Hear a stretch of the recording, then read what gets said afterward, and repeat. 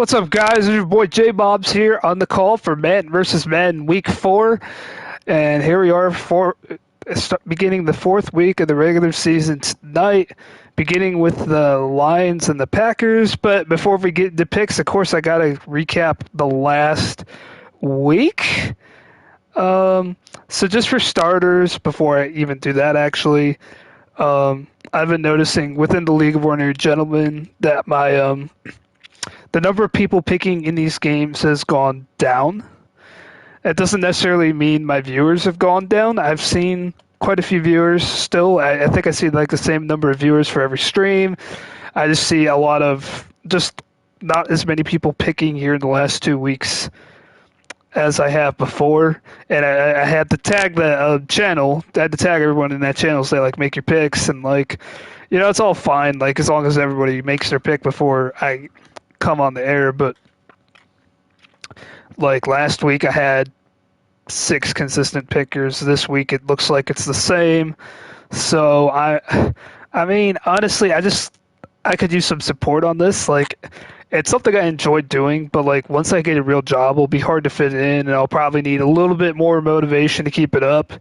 So like I mean of course I'll tell you guys when that happens because then I'll feel really good about myself in some way outside of doing these broadcasts for men. But until then, I have this to kind of hold me over while I'm still applying for things.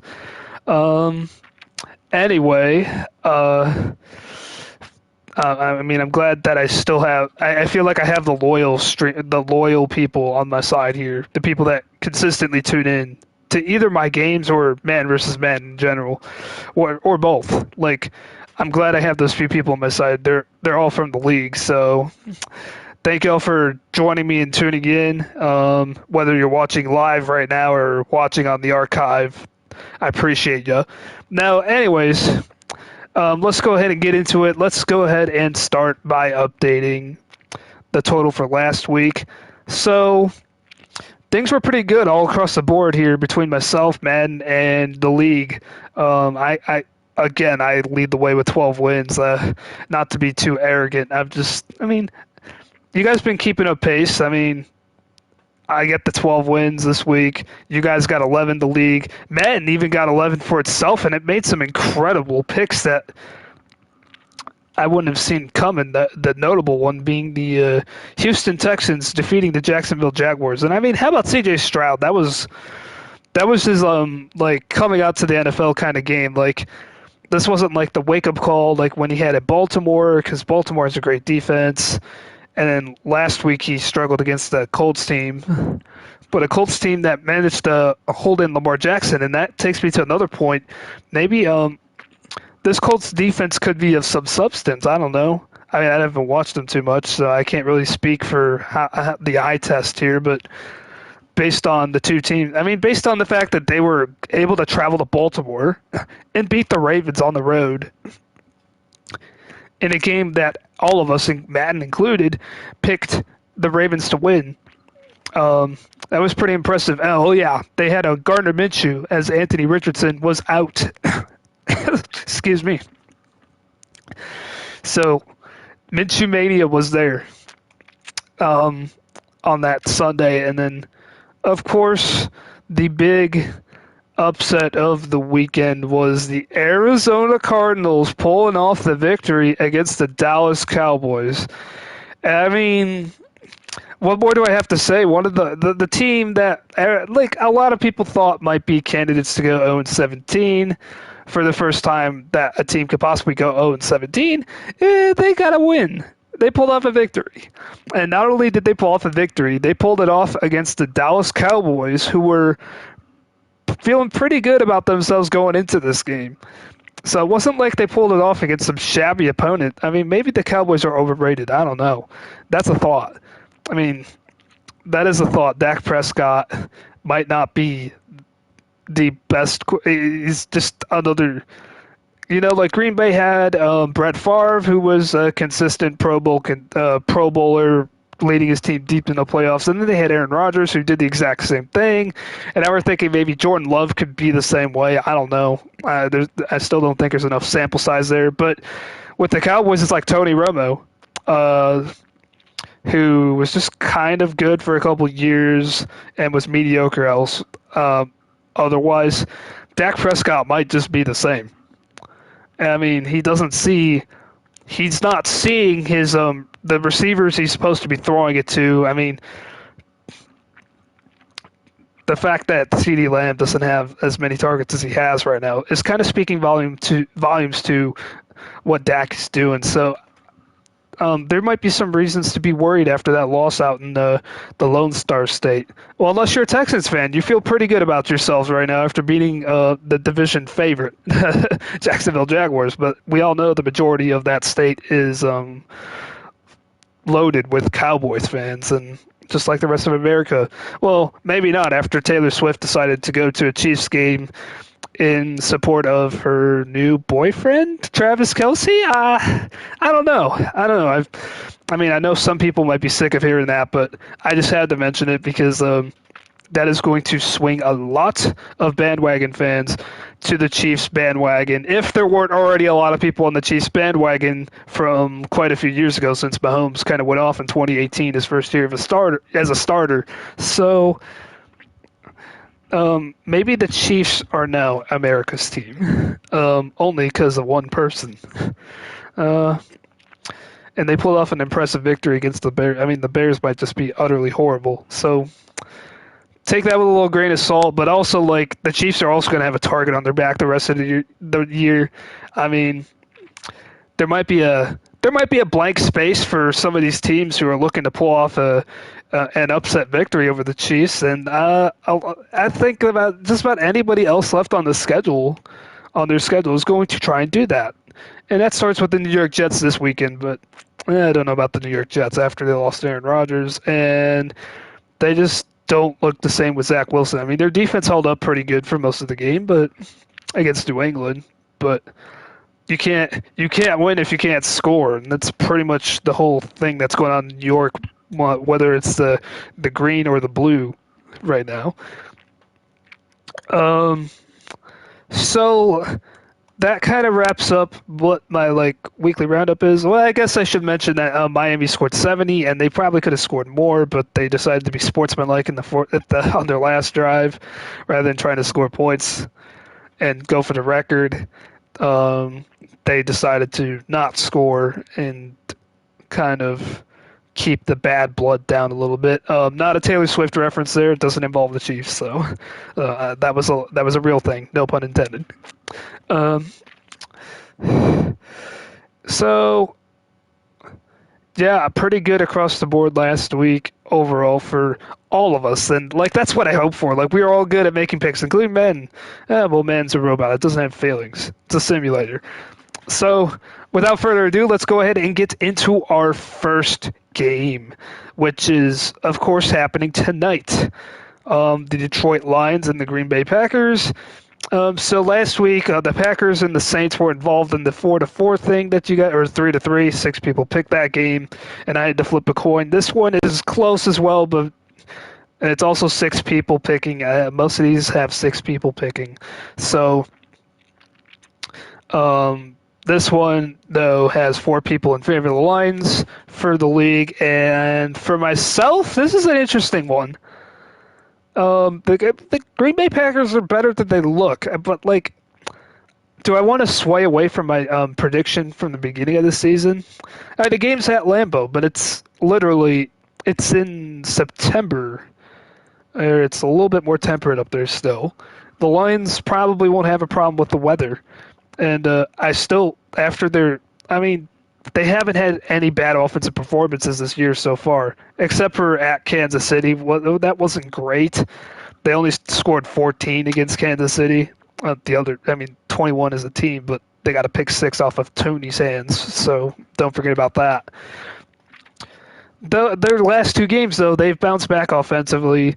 Even the loss against Seattle, their offense was still pretty good. It was their defense that let them down. And Jordan Love still has a lot to prove, and this is a big stage for him. Even though Thursday Night Football is not necessarily the biggest primetime stage, it is a big stage for him. There's going to be eyes on him nationwide for this one.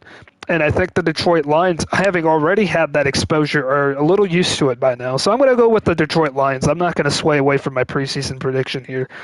So let's go ahead and see what Madden has to say. As I haven't even gotten into the screen yet. This is kind of hanging out here before the stream. So Detroit Lions will be the visiting team in this one. And the Green Bay Packers are the visiting team. I'm kind of happy my girlfriend's dad isn't hearing any of this right now because I'm picking against his team, which is, I think I picked against them week 1, but since then I've been kind of on the Packers wagon a little bit, picking them. So yeah, let's go ahead and go through with this. I'm keeping it at 6-minute quarters now, just as I said in the last stream. I mean, used to do 8-minute quarters, and it took forever. So 6-minute quarters it is for the rest of man versus man, at least this year.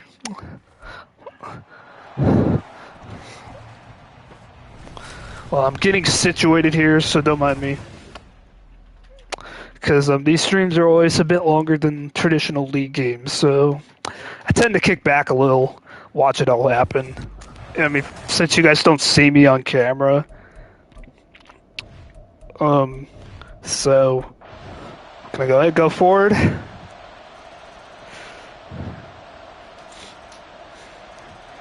Got a pretty good one so far.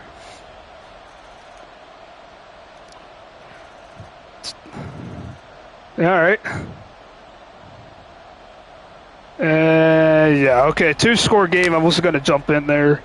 So, Men has the Detroit Lions pulling it out, and it's a clean sweep of picks to start. Everyone's in agreement. Hooray. Everybody's in agreement. But, I mean, this could be one where the Packers pull out, though. I wouldn't be too surprised. I was kind of, like, the Packers have been a pleasant surprise so far this year, if you're a Packers fan, of course. But the Lions are still probably the class of the NFC North this season. This is their opportunity, and they're hungry. And the hungry lion is not to be denied. So that's the way I'm seeing it. I could be wrong, though. I mean, I've been wrong a few times. So our next game I have on here is the Atlanta Falcons and the Jacksonville Jaguars. They will be playing in London for this one. So this is 9 a.m. local. They are 5 hours ahead of us. That means it's a 2 p.m. kickoff. So we'll leave it at 1 p.m. kickoff local time. I mean, they could easily play this game later in the day, but they want exposure all over the United States. So this will be a nationally televised game. I don't remember where. It might only be streaming only. So, so we gotta make our picks here, of course, before Madden does. But, so I'm gonna go with the Jaguars. I mean, this is different from the way I come out and say it. Usually, I explain what I'm thinking first before making the pick. But the Jaguars are just a better team. Yes, they lost to the Texans. Yes, that's a bad loss to have, especially against the division rival. I think this is a bounce back game, and this is their home away from home. Like they played in London every year except for 2020. So this is their home away from home. They are used to it. The Falcons, I think they've been there once, maybe twice. I feel like they've definitely been to London. Now, let's see. Can we get it to go to London, actually? Or is that not an option? Okay, yeah. Okay, I'm not sure. I'm not sure which stadium they're in. I have to look real quick. So, my apologies. I want to make sure we're getting this right. The Score app says they are playing in Wembley. So, they're playing at Wembley. All right. So that's where they will have this game, and it will be we'll have the same amount of unpredictability with the forecast. Although we had a snow game in Santa Clara, which is unrealistic, especially in September last week. I'm not sure about having it randomized.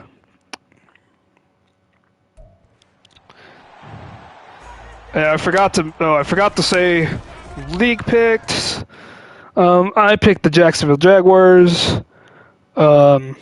Before we go back into the screen here, you guys also picked the Jacksonville Jaguars.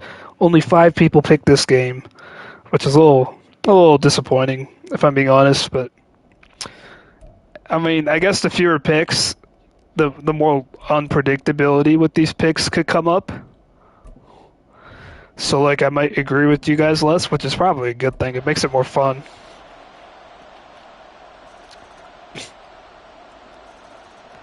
By the way, I believe one of the end zones will be painted for Atlanta, even though this is really Jacksonville's home away from home.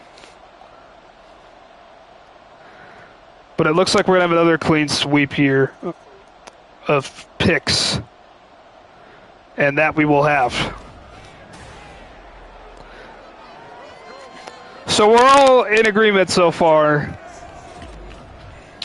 as we've picked the Detroit Lions and the Jacksonville Jaguars to win the first 2 games of the weekend. Now the rest of these games will be going on at the same time. Well, for those in the same window, as we'll jump into our next one here, the Pittsburgh. Did I get that right? Yeah, I believe that's right. The Pittsburgh Steelers playing the Houston Texans. So I was kind of a little bit wrong about the Steelers last week. I picked the Raiders to win because I thought Kenny Pickett wouldn't be able to do much. I mean, I still don't think he's a great quarterback by any means. He's not even a good quarterback. But I felt like I underestimated the Steelers' defense, or I overestimated the Raiders' offense and Josh Jacobs and company, or maybe it was a little bit of both. And I hate saying that because I hate the Steelers, but the Steelers' defense is very good, and they are not to be messed around with. And anytime Mike Tomlin's coaching a team, they are not to be messed around with. And I mean, that's how they stunned my Cleveland Browns in week 2. They was all about their defense. Their offense did just enough to keep them in the game. And that's really all that matters. And against the Texans team that is still rebuilding, yes, they coming off a nice win, but they're still rebuilding. And I don't see them consistently winning. So I have to go with the Steelers in this one. I hate doing that, but I have to go with the Steelers to win this game. I mean, the Texans did just pull off an impressive win against the Jaguars. This one's close, though, for the league. There's some optimism, I guess, for C.J. Stroud, and that is warranted, but against the Steelers' defense, he's going to have a lot of trouble. He's still a rookie quarterback. I mean, we've seen experienced quarterbacks have trouble with the Steelers' defense so far. So, yeah, I have to go with the Steelers. I'm going with the Steelers. The league is in favor of the Steelers, barely, 4-2.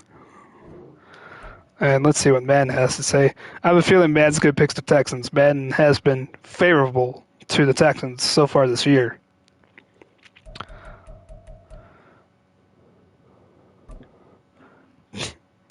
And I mean, it was a pretty impressive pick to pick them last week.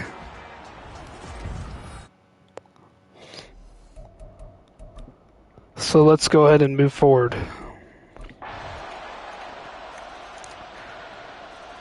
See, Texas offense just made quick work of that, but let's see if they can keep consistently putting up points. It looks like they can't.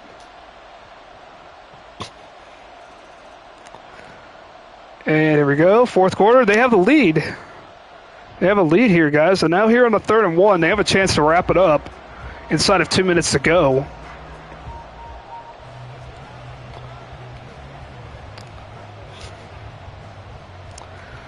You can see that clock is running.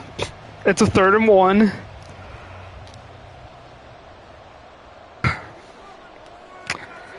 And Texans look to wrap it up. They just have to get to the 28. And they got it.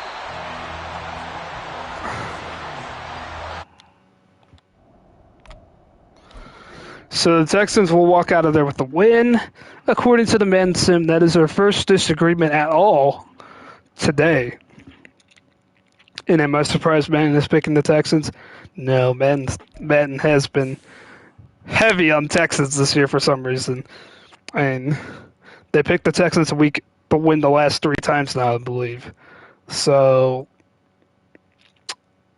put that in the W column for the Texans, I guess. At least they won the Sim. So now we have the Rams taking on the Colts. So the Rams, of course, coming off that loss to the Bengals, and after their Week 1 victory over Seattle, it seems like they're back to reality. But they're playing a team that is also pretty bad. Indianapolis Colts, but the Colts are on a high right now after their win against the Ravens. So, like, how do I pick this game? Do I pick the team that I think is better, or the team that has got the momentum right now? And like Madden seems to think the Colts are a better team based on overall, but I don't think so.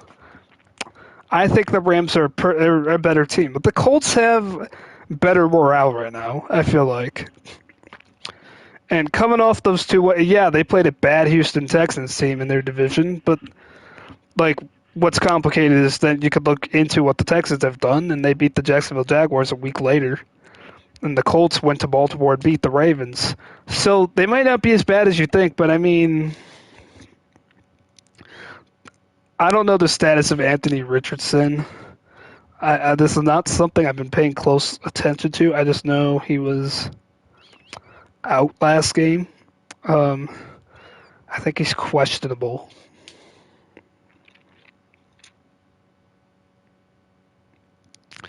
I think he's questionable. I just did a quick search, see if he's going to be playing in this game. But either way, I think I'm going to pick the Rams. Um, the Rams are coming in. They have more experienced players still, and I still think there's that sense of like getting that bad taste out of their mouth from last year.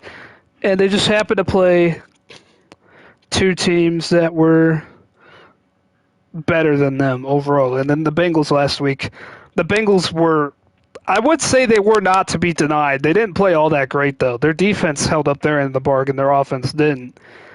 Like, they were, of course, they had to beat a team that, they had to beat the Rams. Otherwise, their season would have been on the brink after week 3. So, the Rams were just in a bad position last week, playing a team that needed to win a game that was a really good team. And I think the Rams now are, they're not a really good team, but they're in a similar position here where they feel like they have to win this game, and the Colts are not going to have a lot of fun with it. So I'm picking the Rams. The league also picks the Rams in 5-1. So let's go ahead and test out the Madden simulation here.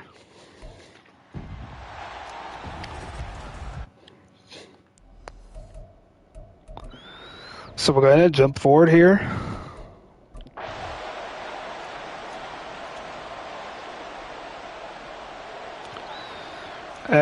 We got points here late in the first half, and now the Rams are striking back.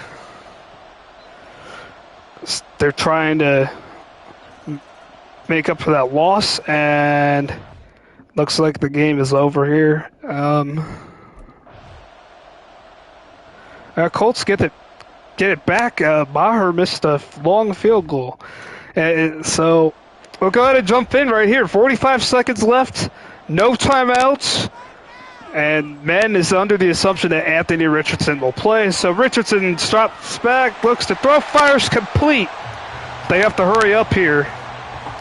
They do appear to be in field goal range.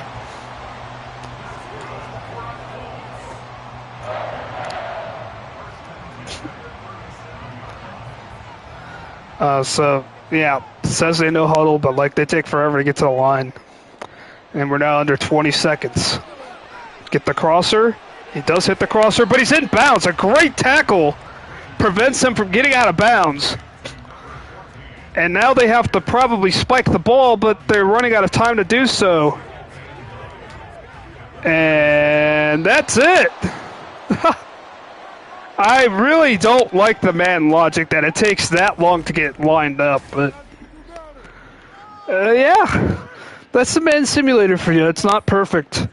It's not very realistic either, and the Rams pull off the victory in this one. I mean, in reality, you thought a tackle made with 12 seconds left, they would have been able to get up and spike the ball and at least attempt the 56-yard field goal. So that's not the case. in the man simulation. Now let's go ahead and move on to our next game, the Vikings and the Panthers. Oh, well, this is our first game where we are picking between 2-0-3 teams. Somebody has to win. Madden has Vikings at a very high overall of 85.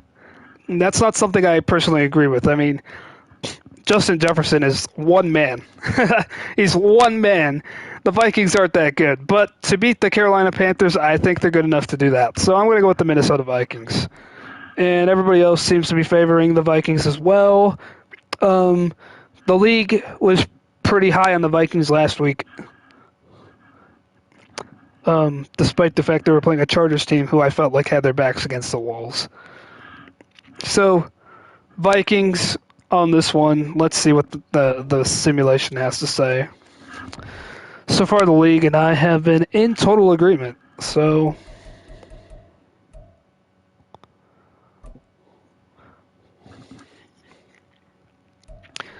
guess that's good. We're all singing Kumbaya right now. So let's go ahead and move forward again.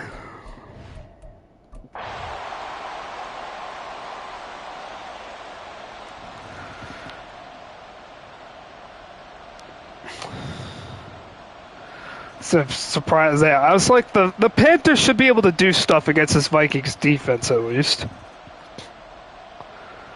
And here we are, late in the fourth quarter. 45 seconds left, and Bryce Young has a chance to get into the end zone, tie this game,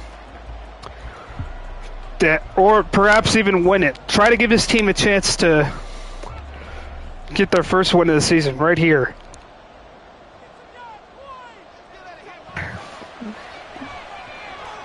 Young has all day, throws, corner of the end zone, caught, touchdown Panthers.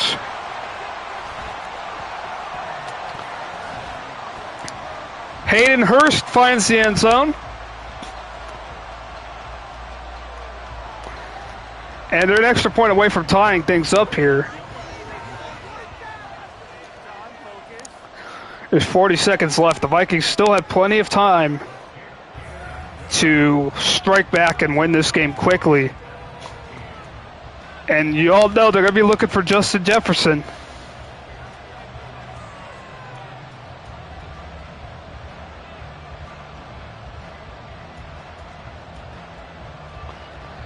So they're teeing it up here.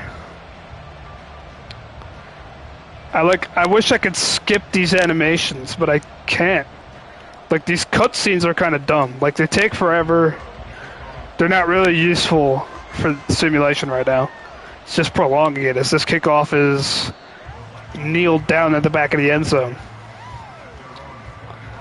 Nowadays, you could let that ball bounce in the end zone. You don't even have to try and catch it. I mean, it used to be that even in the end zone it was a live ball, but it's not anymore.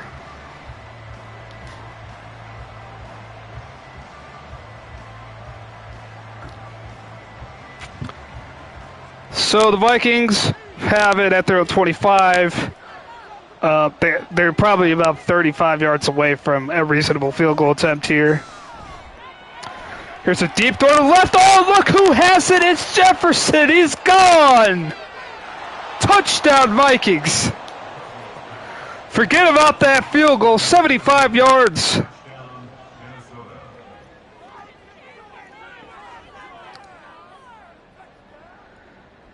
And now just extra point to make it 7 here.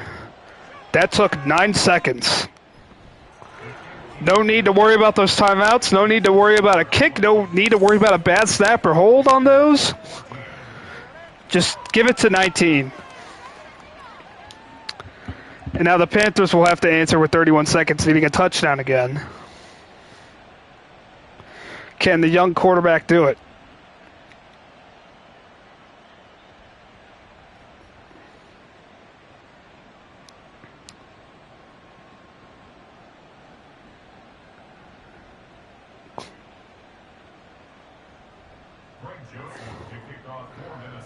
So here we go. Joseph sends it deep. This one has to be brought out from the 8. And he's stuffed at the 25. So that took a couple seconds off the clock too, which hurts the Panthers' cause. I mean, if you're going to return, I mean, the return was probably the smart idea anyways to try and see if something big happens, but you lose time off the kickoff if you don't get a big return. What we'll likely see is a couple plays here, and probably a Panthers loss here, if I'm being honest. And here we go. Quick snap. And there's pressure on Young. He's able to escape, and now he scampers to the right, and that's not going to do any good. It's a gain of 5. He's tackled in bounds. He needed to get out of bounds if he was going to do that.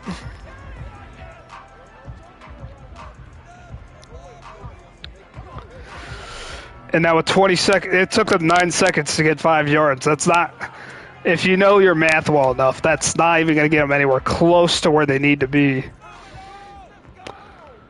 Normally, time's not a huge factor. That's a good gain, but it took them 9 seconds to do that. And now across the middle, broken up.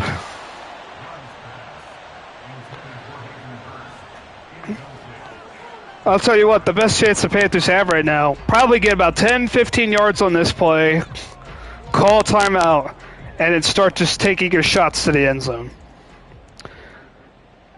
They really don't have much other choice right now. So we'll see what they do here on 3rd and 5.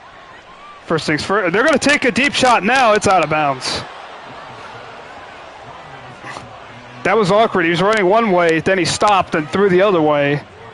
And he threw it with some waft that gave the defenders the time to get there. Now it's 4th and 5. They have to convert the first down, but really they need about 10 or 15 yards to think about a Hail Mary at least.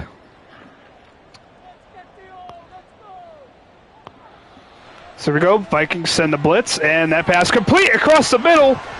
And there's time left. And wow, they got all the way to the Vikings 37. That was a huge chunk for the Vikings to give up. With 5 seconds left, the Panthers are still in it. This is still probably outside the realm of a design play, but this ball can get to the end zone here. And we've seen it. We've seen the miracle happen last week with the Texans in this simulation. Let's see if it happens here.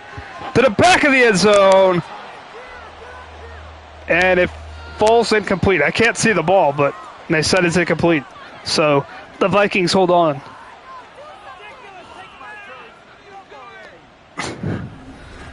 So we're in complete agreement once more.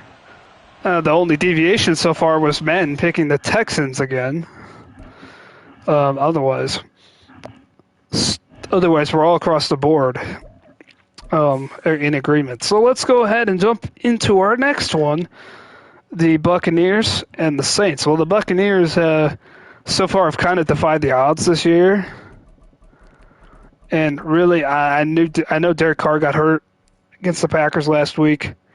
So we'll have to pay close attention to that. But I'm going to assume Derek Carr will be playing, and I'm going to assume the Saints will do just enough to beat the Buccaneers defense that has been pretty good so far. The Buccaneers defense, I mean, Tom Brady's retired, but that doesn't mean their defense is any slouch. But I still think I'm not going to walk away again from my preseason prediction of who really is the class act in the NFC South this year, and that is the New Orleans Saints. So I'm picking New Orleans, and it looks like the league is also picking New Orleans, although once again a close pick here. 6 people picked, 4 people picked the Saints. And let's see what Men has to say.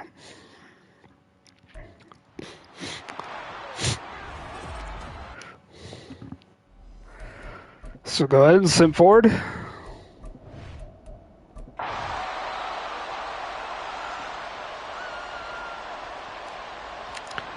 Nothing after the first quarter, but the Saints are on the board, and it looks like they have complete control of this game.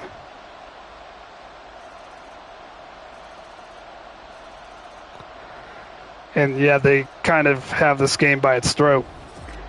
I mean, the Panthers made a nice try to come back there at the end, but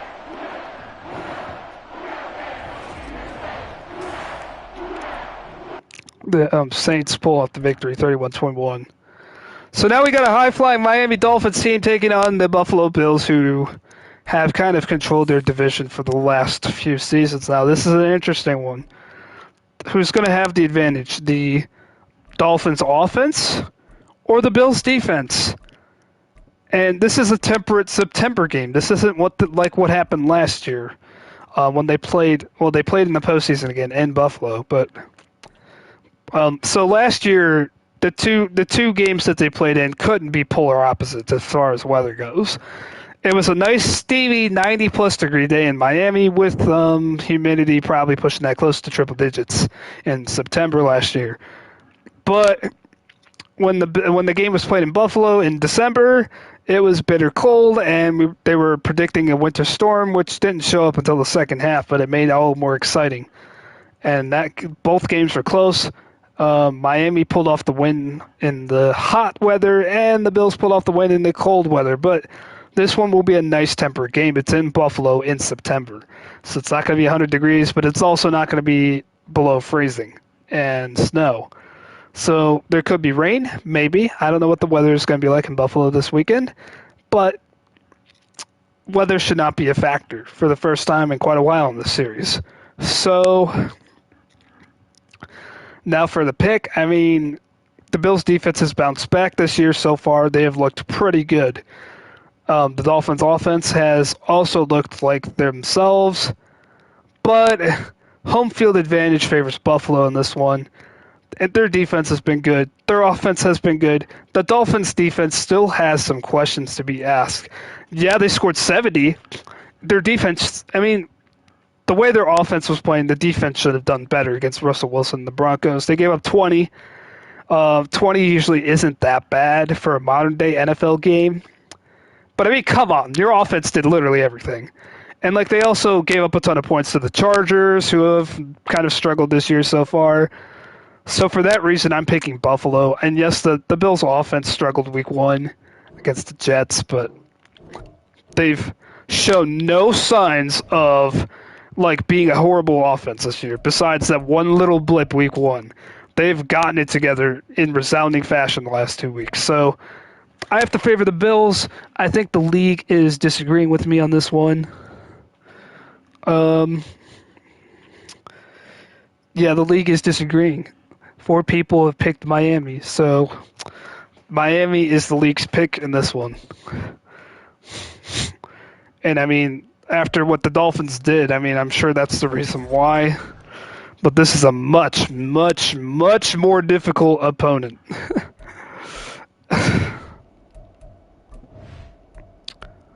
So let's go forward to the end here.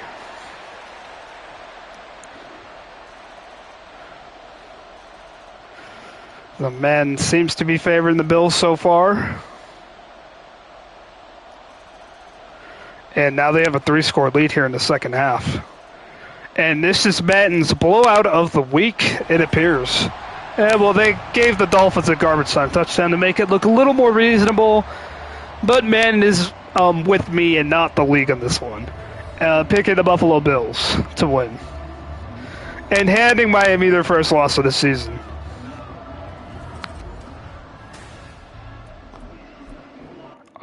So, yeah, that's... I don't think it will be a blowout. I think Miami hangs around.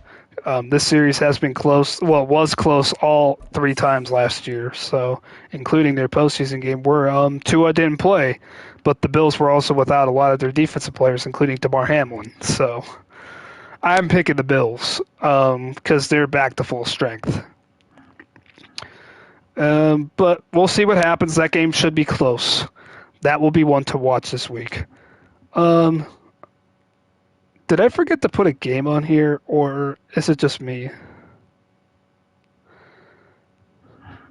Oh, no, I skipped over one.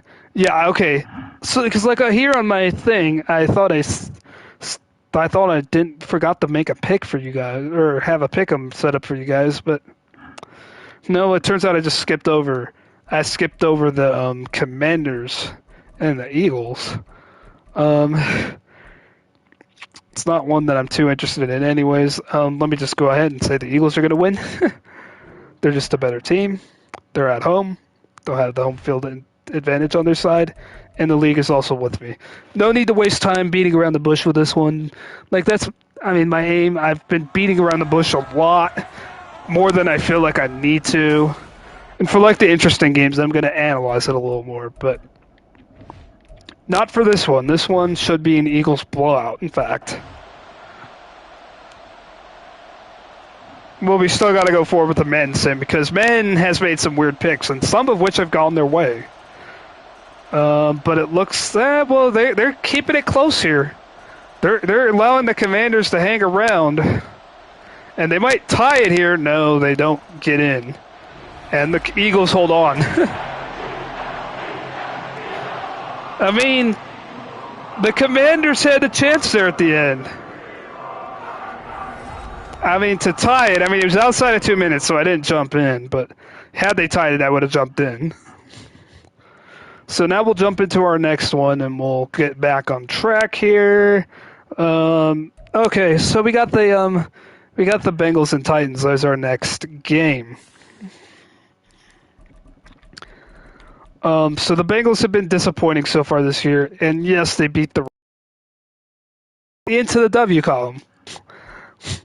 But there's got to be some concerns in that Bengals locker room, particularly with their offense right now, and that's quite surprising. I thought if the Bengals were going to have a disappointing year, it'd be their defense that would let them down. Even though they return 10 of their 11 starters, they did lose Jesse Bates III, who was one of their best defenders. That was their one loss. So, I mean, the Bengals kind of added on to their front seven, though, which is kind of what's been carrying them so far through this year, defensively. But they've been disappointing on offense this year. They have just been utterly disappointing. Jamar Chase hasn't gotten to do much this year. T. Higgins, the same thing. Like, they've just been bottled up, and I mean, their offensive line hasn't been great. It's just been a mess for the Bengals. They're playing a Titans team who they should easily beat. But I'm still asking these questions. Is Joe Burrow healthy?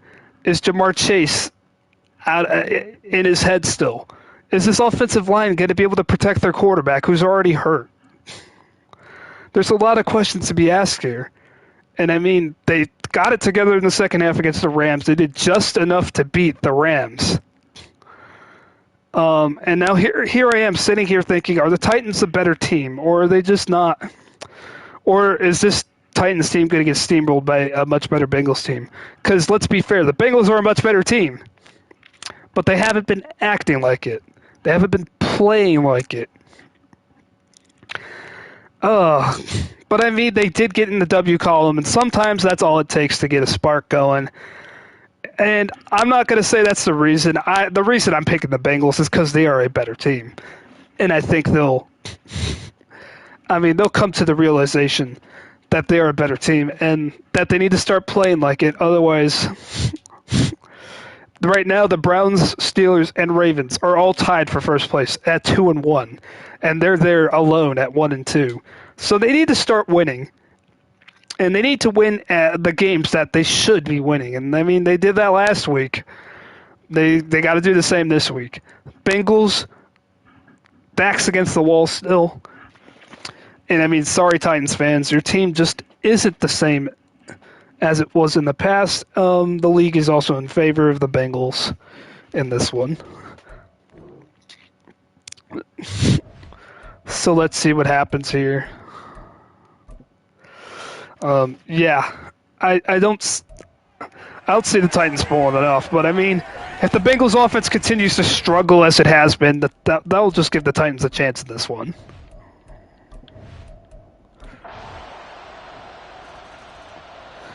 And see, that's what needs to happen in reality right off the bat if you're a Bengals fan.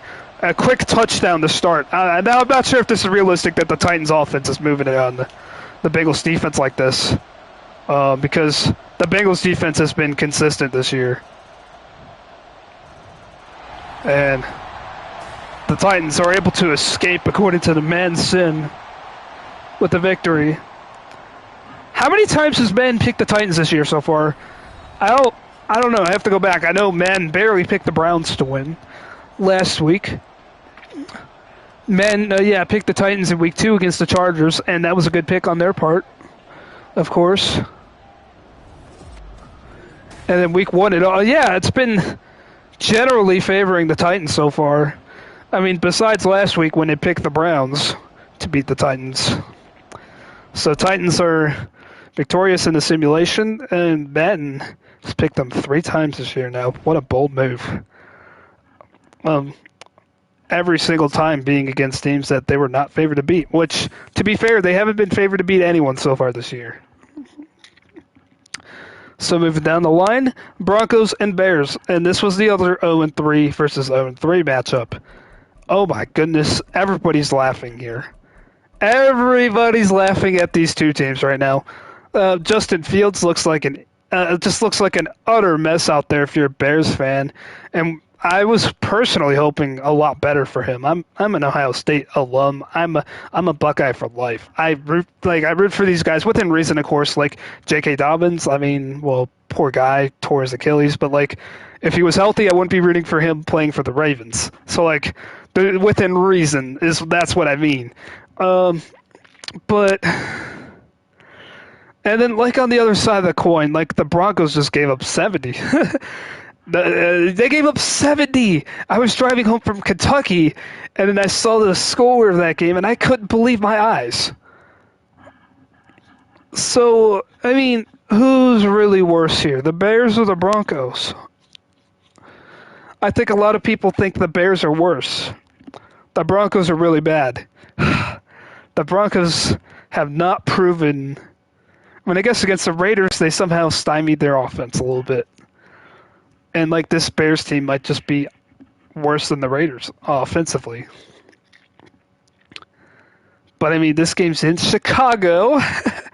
It's in Chicago. I'm not sure if that matters. I mean, these are both bad teams. The thing about two bad teams playing each other, that makes for an interesting game. Who is worse? And honestly, I'm still holding out that Justin Fields can beat a defense like this. If Justin Fields can't do that, then sayonara, because he's had enough bad performances. But on the other side of things, like the defensive coordinator of the Broncos, he's already on the hot seat. I've heard enough Broncos fans saying they need to fire him, so I'm not sure how many teams have given up over 100 points over their first 3 weeks so far. It only took, I mean, the last 2 weeks, the Broncos have given up 105, and that's just 2 games. So I don't think there's a worse defense right now than the Broncos. The Bears' defense isn't much better, but I'm still going to pick the Bears because the Broncos' defense is just – they can't seem to stop a nosebleed right now. And, I mean, I also do need to disagree with the league a little bit more to make it interesting. That's a little – I'll admit that is a part of it. The Broncos are the favorite here for the league. I kind of knew that's what was going to happen, that people were going to say the Broncos were less bad than the Bears. So let's see what Madden has to say about this absolute garbage can of a matchup.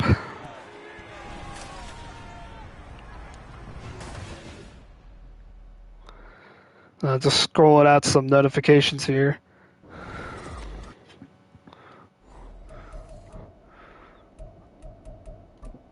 So go ahead and send forward.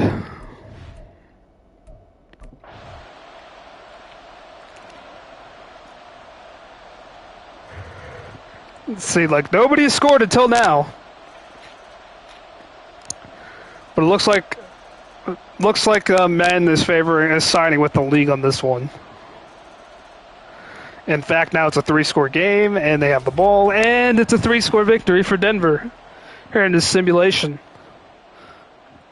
So Madden is favoring the league and not me on this one. The first disagreement between myself and the league, Madden favored me by picking... Well, yeah, who was it? Oh, yeah, Buffalo Bills over the Miami Dolphins. I think that's the first time the league may have picked an underdog this year. Although I'm not sure if Miami's an underdog. I would imagine they are going on the road to face Buffalo, even though they're perfect 3-0 so far. Now, here we go again. Actually, no, I have to... Oh, I scrolled down too far. See, I already skipped the game once. Oh, ironic. All right, so here we are. So my team, the Browns, had a huge bounce back win. What a game that I said that was a must win game. And did they ever do it in a huge way last week? I mean, it was the Titans. It wasn't a good team, but anytime you beat an NFL team 27-3, it feels good. I didn't get to watch the game. I was driving from Kentucky, and unfortunately, I was driving. My girlfriend was like, "Nope, you got to drive, even though I tell you how to drive." Kind of funny, passenger princess. But I mean, I let her read her books and stuff, so I wanted her to be happy. And for that, that meant sacrificing watching the Browns on Sunday last week. I'll tell you what, I'm not going to do the same thing this week. I'll be watching this one against the Dirty Birds. And you know me well enough already. I'm going to pick the Browns just because that's where my heart is. I mean, this game could really go either way, if I'm being honest. But this is where my heart is. Nick Chubb should not be in the lineup anymore. But this Browns defense has been great. And the Colts have shown that Lamar Jackson can be stopped.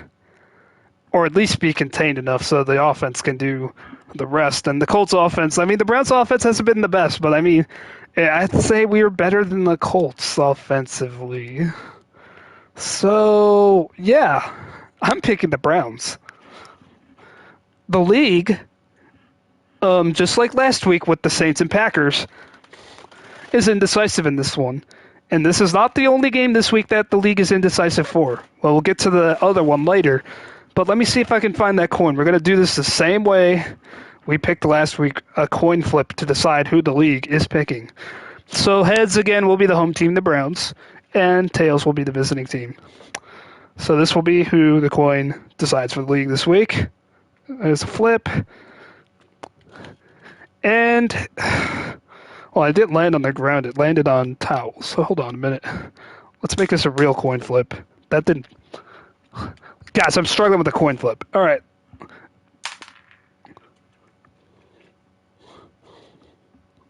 There we go. All right, it landed on the ground this time, and it is heads. So the league is officially favoring the Browns based on the coin flip because y'all couldn't decide between yourselves. I mean, that's how these games kind of are, I feel like. Games like this where it's looking like you could be close. So the league is favoring the Browns. Now let's see what Madden has to say.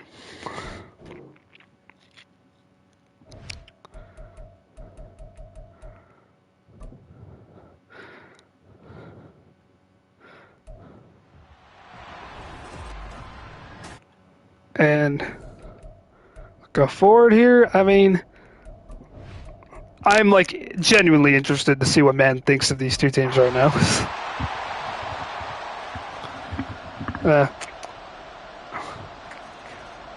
7-3, 14-3 Ravens on top, and now the Ravens have complete control of this game. According to Madden, anywho. Wow. 31-10 Ravens for Madden's prediction. I am slighted right now. Come on, Madden. Get it together. 31-10 Baltimore, according to Madden. So Madden's favoring the Ravens and disagreeing with both myself and, well, officially the league. I mean, the league was split, and I had to do a coin flip to decide. So yeah, Madden picking the Ravens. Wouldn't be too surprised, honestly, but I'm hoping for a better result than that. Okay, so on to our next game. So now we enter the 4 o'clock window of games, and we have the Raiders going to LA to take on the Chargers. And let's be honest, the Raiders' offense is pitiful. The Raiders' defense isn't much better. The Chargers' defense is a little bit better than both of those. And then there's the Chargers' offense, which, even without Mike Williams now, should be a complete juggernaut. They've been a little slow this year, but against the Raiders, I think they'll pull it off. I'm going with the Chargers, and so is the league. No time to beat around the bush here. So let's go ahead and, without further ado, see what Madden has to say. It's 1 o'clock local, so we'll go ahead and keep it that way.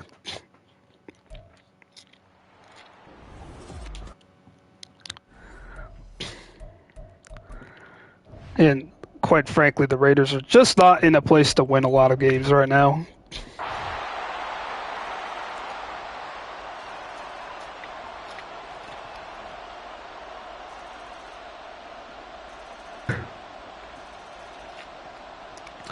Can see a lot of back and forth here, according to Madden. So here we are in the fourth quarter. Chargers have the ball at their own 27. Excuse me, the Raiders have the ball at their own 27. And now Jimmy Garoppolo looks to throw. There's Joey Bosa getting pressure. Pass is caught by Josh Jacobs. I just saw the X and I assumed it was Devontae Adams. Jacobs has been disappointing this year. He signed a contract, he ended his holdout, and now he's kind of not doing so hot for the Raiders anymore.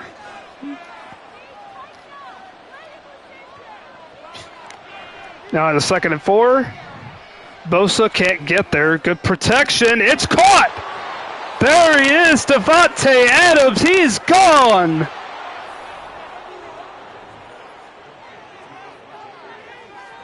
Touchdown Raiders.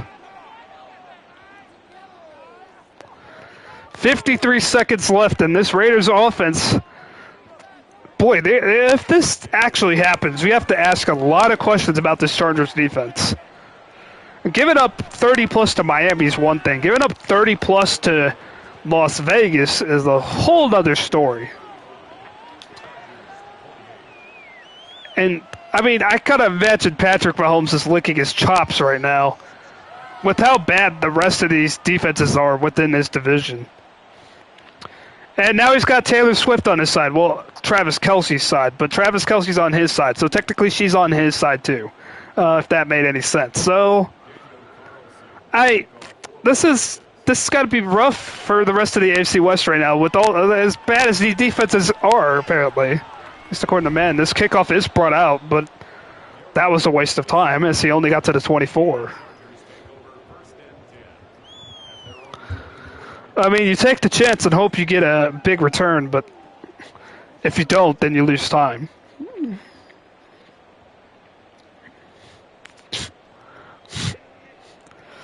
Chargers have it at their own 24. They have to go the length of the field. They have all 3 timeouts.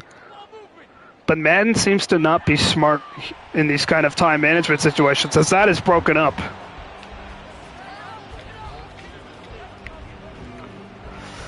Second and 10 for the Chargers.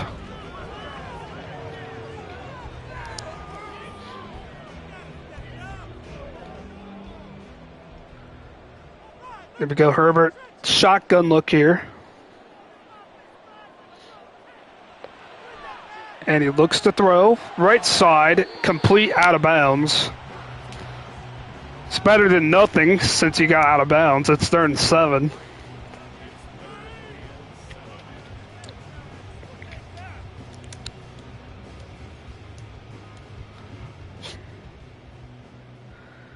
And can the Raiders see out this victory here? With 42 seconds left. Play action that really doesn't do any good in this situation in real life, but the pass is complete to Gerald Everett. And he's got a first down. He's also out of bounds to stop the clock. The Chargers also still have all 3 timeouts in their pocket, so they don't necessarily need to go sideline to sideline here, but it would be ideal if they could save as much time as possible. Herbert shotgun look here. Fires this time towards the middle, but it's broken up.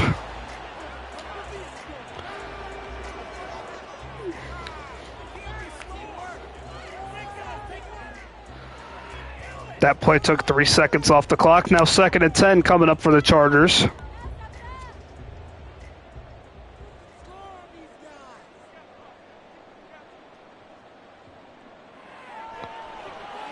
Herbert drops back.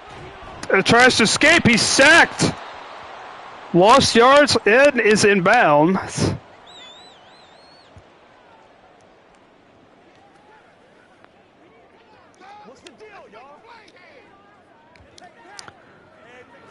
And now you're looking at a 3rd and 14, and they just used one of their 3 timeouts they have.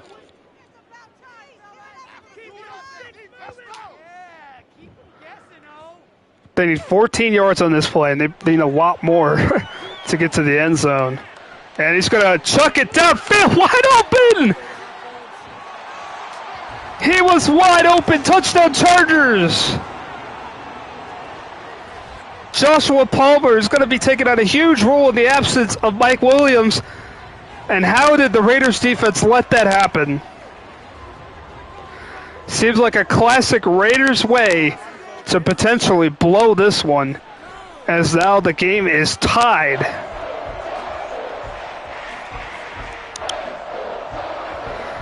$35-35.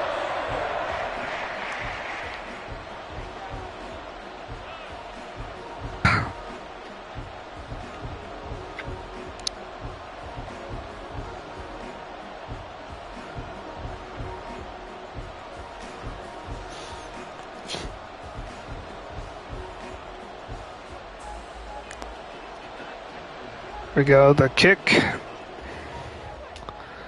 is short of the goal line. The Raiders will return it. And we're now under 20 seconds to play, and they'll be inside their own 20 to start.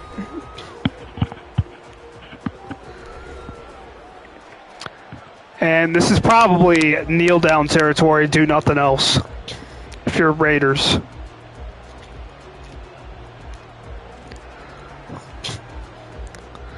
But we'll see. We'll see if that holds up. Well, I mean, they're not going to kneel it, but it doesn't look like they'll be too aggressive here either.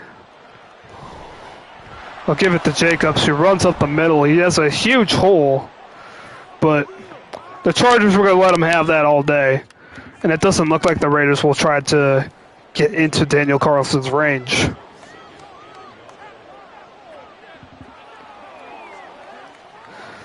And yeah, they'll let the clock run. They're going to go to overtime here. So we have our first overtime game of the stream.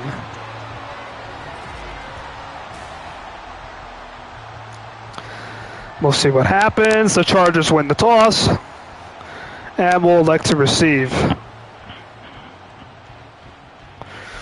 Now, Madden treats every game like it's a playoff game where if the game goes to overtime, both teams will automatically have a possession, even if the first team scores a touchdown. But we all know the regular season rule still holds that if the team possessing the ball first gets a touchdown, it's game over. So that's when we'll cut the game off if that happens. So return is brought out to the 21. 6 minutes, 12 seconds on the clock here. And to be honest, I'm not sure why the overtime is longer than the regulation periods are. IRL, there's 10 minutes on the clock for overtime, so. But we're not doing 15-minute quarter simulations here either. So Chargers start. And there's a throw to the left. It's caught. And to the 47-yard line. First down for the Chargers.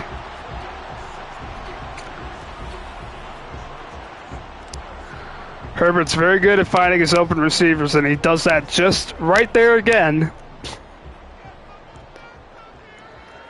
And now he's coming out empty here on the second play of this drive. And then a little quick throw. It's caught. A gain of 8. It'll be second and short. I cannot take out injured players for the record, so you guys do see Mike Williams here. He will not be playing in real life, but there's not much I can do to keep him, take him out, as the rosters have not updated as of yet. Second down, that pass batted at the line. And it's 3rd and 2.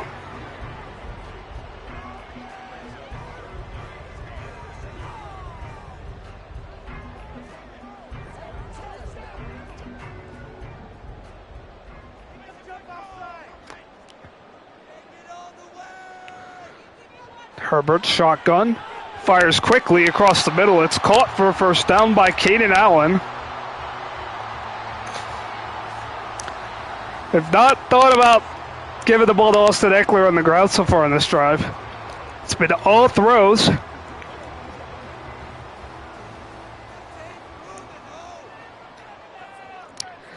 And now pistol look here for Herbert. This might be where they give it. No, it's a play action. And a short completion to the left side for a short gain.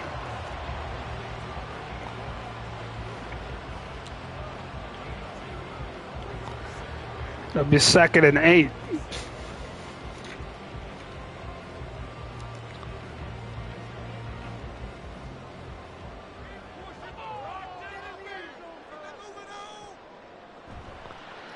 And once again, a play action. I'm not sure if it's full of the Raiders at this point, but it doesn't matter.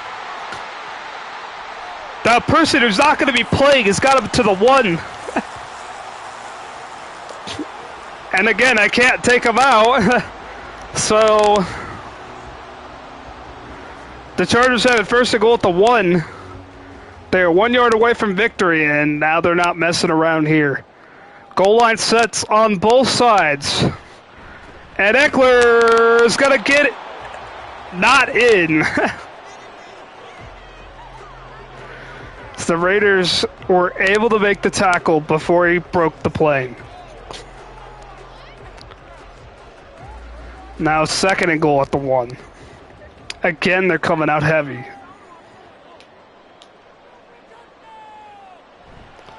And give it to the fullback, he's in. And the Chargers have won it.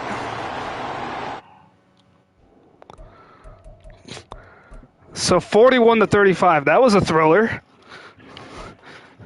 And that's an epiphany for the Raiders season.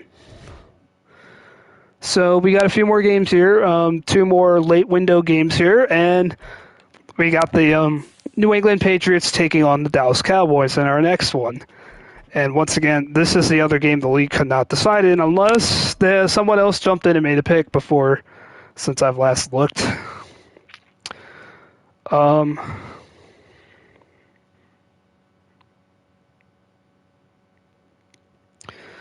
So, yeah, no one else has made a pick. It's still dead even at 3-3. I still think the Cowboys are a better team. They might be overrated, but the Patriots, I don't know about Mac Jones still. He's pretty inconsistent. And this Cowboys defense, they're gonna treat this as a bounce back game. That last game was embarrassing for them. So I'm gonna go with the Cowboys. Just because they have the motivation to bounce back from that loss. Now I have to get up again and make another coin flip for y'all because y'all are pretty darn indecisive this week. So again, heads will be the Cowboys, tails will be the Patriots. Make a good coin flip this time. Well, hit off the side of the bed. So I guess that counts because it did still land on the ground. It's tails. So you guys will be picking the Patriots.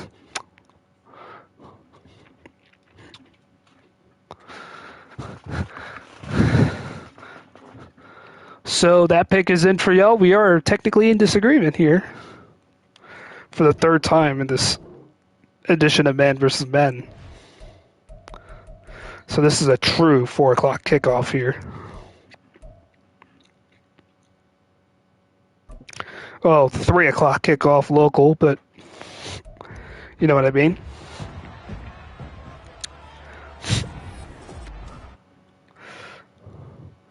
So let's see what Men thinks of these two teams.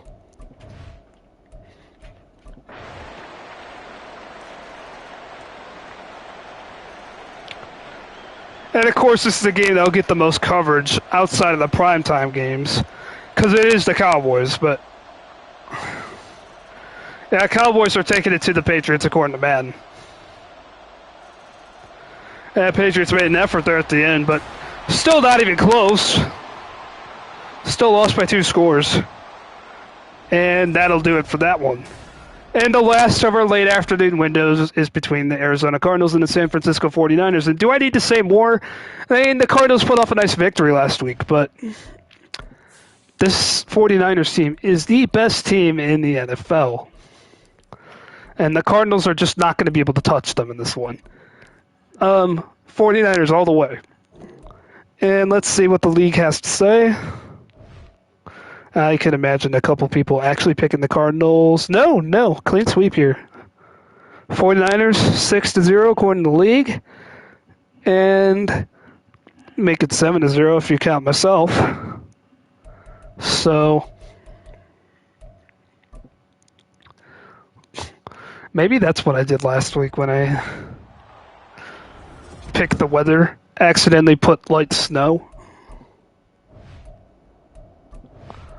I just find that highly unlikely. 7-0.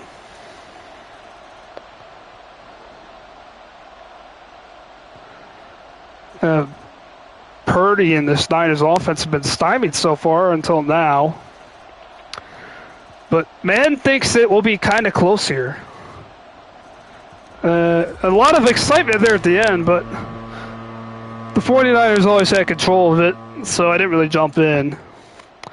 So 49ers are victorious, and that just leaves us with the two primetime games at the end of the week. The Chiefs and the Jets. Of course, Taylor Swift on the Chiefs side now, and need I say more? Well, yeah, obviously I should be picking between which team is better, but obviously that still favors the Chiefs. And the Jets without Aaron Rodgers, yeah, I'm sorry, Jets fans. It's going to be a long year for y'all.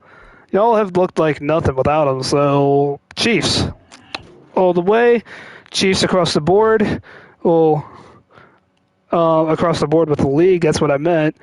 But man could do some make some crackhead pick here in favor of the Jets, so you never know.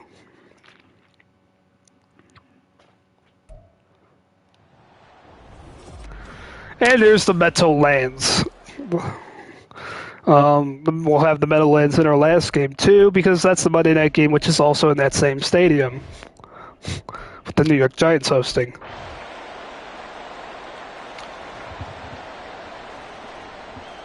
Chiefs on top early. Jets missed an extra point. The Jets are on top here. And boy, this is a close one. We're going to have to jump in here. Well, now the Chiefs have it back. Up by 2. And that handoff to Pacheco goes nowhere. Quick timeout by the Jets to stop the clock here with 1:30.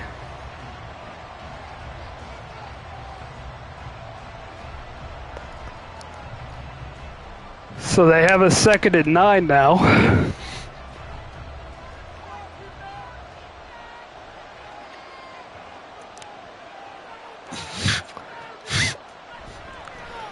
And they give to Pacheco again, and not much room to work with again.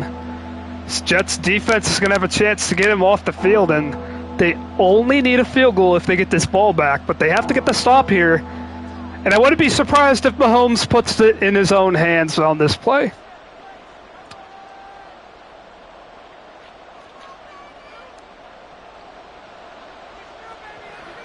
Third and 7, 1:26 left.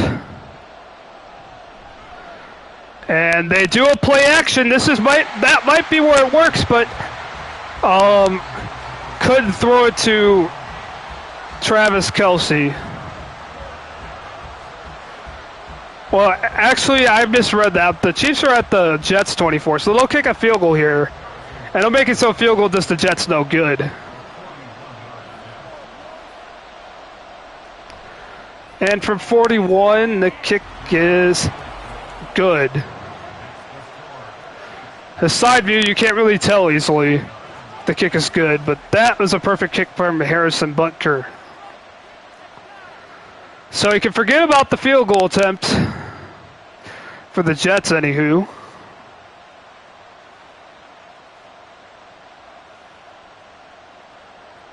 So now Zach Wilson and company will have to come out here with the 1:19. They do have the one timeout because of the incomplete pass on that last drive. And this is taking forever to tee up.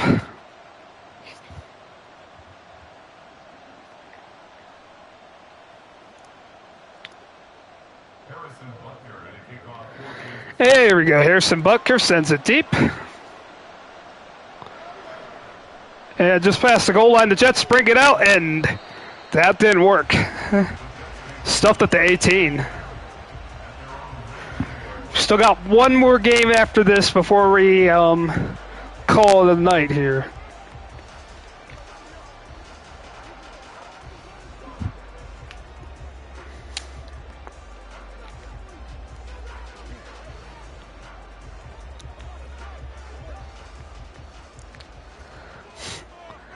So the Jets have 1st and 10 here.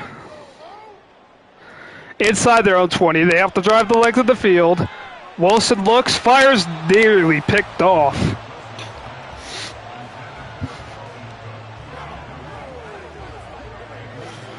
That should have been picked off. That would have been a pick 6. I mean, if I was a defender, I'd go down and just end the game. But if you have a chance at a pick 6, I can't really blame a defender for taking that either. Anyways, the Jets still alive because it was not a pick. Pass complete, and it's a short gain.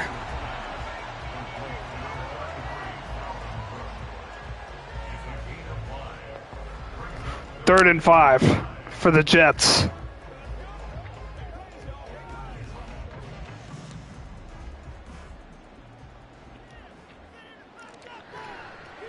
Wilson drops back, looks, fires, complete, but it is a 1st down, but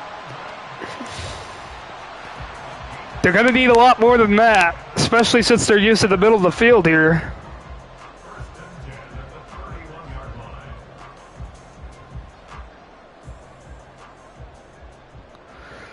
Shotgun look, Wilson drops back, looks to throw. Has all the time he needs, but he's using a lot of it. He finds an open receiver. 13 seconds to go. The Jets have a chance. That was Dalvin Cook out of the backfield. That's why you send pressure. You don't just sit back and try to cover everyone. Because even when you try to do that, someone is bound to get open after a while. And now the Jets are 26 yards away from pulling off a stunning upset here on Sunday Night Football. A quick pass to the sideline. He needs to get out of bounds, and he does. 7-yard completion there to Dalvin Cook.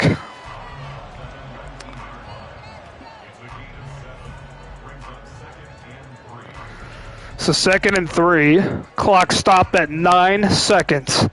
The Jets are 19 yards away. Wilson gonna roll to his left and throw it away. 4 seconds to go. This is it. I don't know about throwing it away in this situation. You probably got to take your chances, even though there's still a little bit of time left. And now this is it. You absolutely cannot throw this ball away. You have to find someone on this play. This isn't the realm of a design play, but still. Wilson's just going to chuck it. It's not going to make the end zone. It's caught. And he was under pressure there, and the Chiefs will hold on.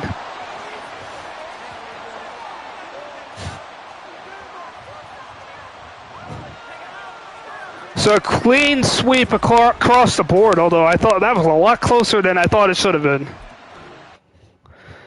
As Zach Wilson put up a fight there at the end, and I mean, I don't see that happening in real life. Zach Wilson has just not been consistent this year for the Jets. So now for our final game, the Seattle Seahawks at the New York Giants. The Seahawks have absolutely bounced back from their Week 1 defeat against the Rams, and now they've since surpassed said Rams. New York Giants, I still don't know what quite to make of them. That Week 2 win against the Cardinals doesn't look as embarrassing like the way they had to do it, come back from down 3 scores, because the Cardinals just kind of beat the Cowboys. So maybe it's not that the Giants were bad in that game. Maybe it's just the Cardinals are not the team we thought they were. And they are who they thought they were. Oh, yeah, a particular former Cardinals coach said that several years ago now. But The Seahawks look like they're the more consistent team, and I think they're the better team in this one. So I'm going to pick the Seahawks. Let's see. The league is favoring the Seahawks surprisingly 6-0. I thought some people might want to jump on the Giants bandwagon on this one, but no. No, 6-0 clean sweep here. So make this the Monday night game. And this is it. Final game of the stream. And this is about my goal for stream length. About an hour and a half for men versus men. This is good. 2 hours was a bit much for me. So, I mean, next week will probably be shorter with teams starting to have byes, which means less games to simulate. And yeah, the Seahawks have the lead, and they are trying to cruise to victory here. The Giants are having their say here, and they tie the game, and they take the lead. So here we are with a minute 50 left. In our final game of the stream, the Giants have the lead. The Seahawks are 13 yards away from tying it, but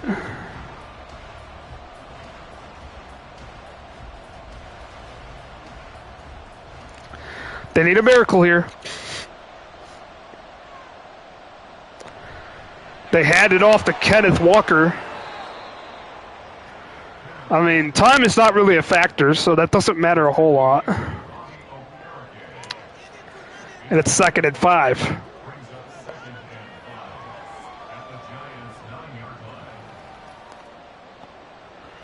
Second and 5. Smith looks, throws across the middle, complete. And Lockett appears to have the first down. He does.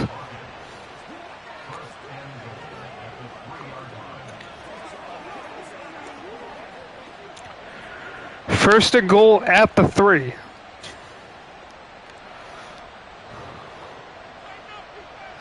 Can the Seahawks see it? Can the Seahawks tie it up here? It's caught for a loss. Not exactly ideal there. As he loses a yard on that, it's 2nd and goal.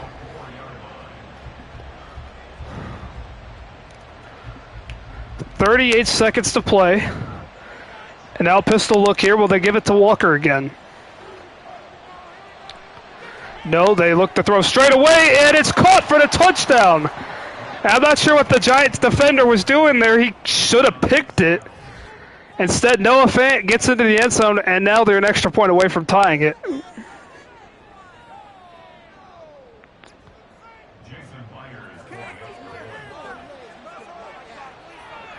The extra point for the kicker, Myers. And that ties it up.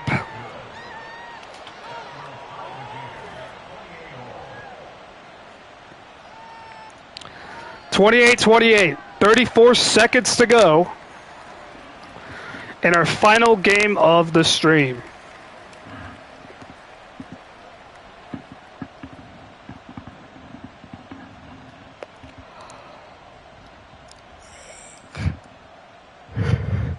And we know these animations are a little annoying here. Kick off well into the end zone. Yeah, don't even think about bringing that one out. We'll see what Daniel Jones has to say here.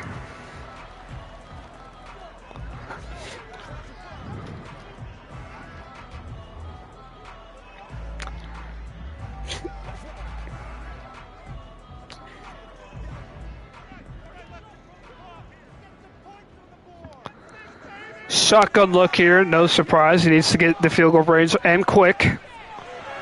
To the sideline, caught. Nope, he didn't get his feet. He didn't get his feet in bounds, so it'll be 2nd and 10 as it's incomplete.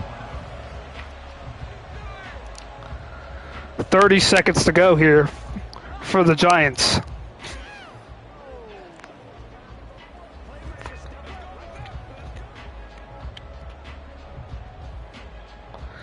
Well, now they're going to review it and see if he actually caught it.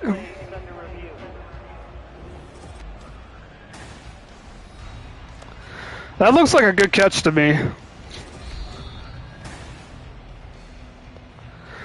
And yeah, they're going to overturn it. After review of the play, the ruling on the field is reversed. So now it's 2nd and 2, 30 seconds left as the booth review was initiated and it overturned the call on the field. Now Daniel Jones in trouble, throws it away. So now it's 3rd and 2.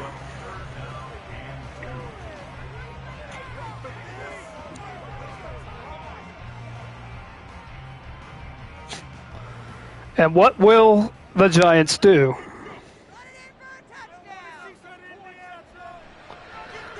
Straight drop, complete, first down, and a timeout. Not sure if that man's going to be playing this week, but according to Madden, he is. So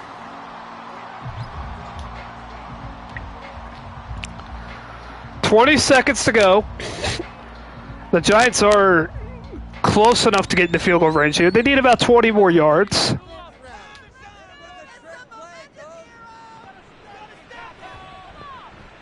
And Jones throws, left side caught. Barkley needs to get out. He doesn't. Well, they still had 2 timeouts, but ideally you'd like to get out on that play. And now they had to use one of their 2 remaining timeouts on a 6-yard gain at 2nd and 4.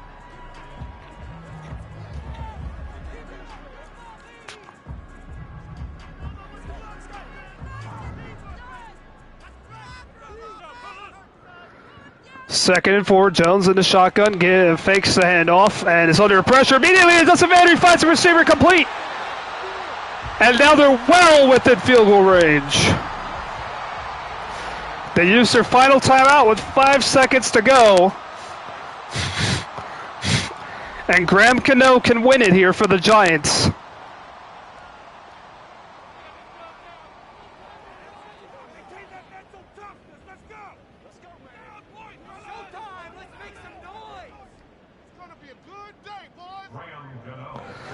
So here we go. Gano for the win, and here comes the icing of the kicker.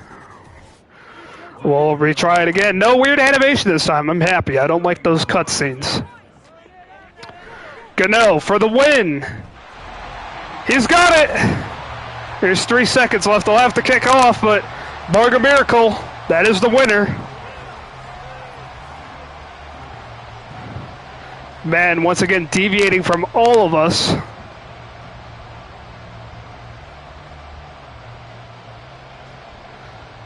And it appears to have the Giants winning.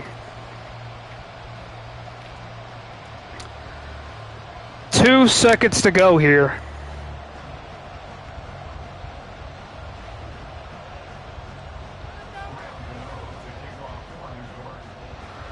He sends it away.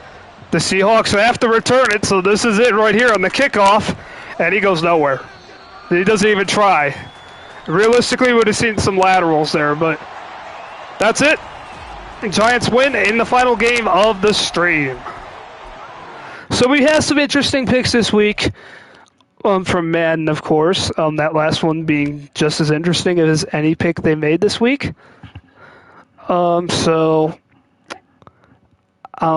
hoping my Browns can pull off a Week 4 victory against the division rival Ravens, get back on track after losing to Steelers, put ourselves back on the map before we hit the bye week. But hey, I guess anything can happen. Madden is also on that track that anything could happen, really. So, yeah, so let's see what happens in Week 4. Of course, we'll be back next week with the similar stream, Man versus Men. I've been trying to get this to be on Wednesdays, but for some reasons I haven't really been doing great with getting the polls out on Tuesdays. So I've been doing the polls on Wednesdays and then doing the streams on Thursdays. I'll try to be better about it next week, try to get back on track and doing it Wednesdays instead of Thursdays, right before the games happen. But anyways, this is your boy J-Bob signing off, saying see you next time from Man vs. Men. Have a great night, everyone, and enjoy Week 4.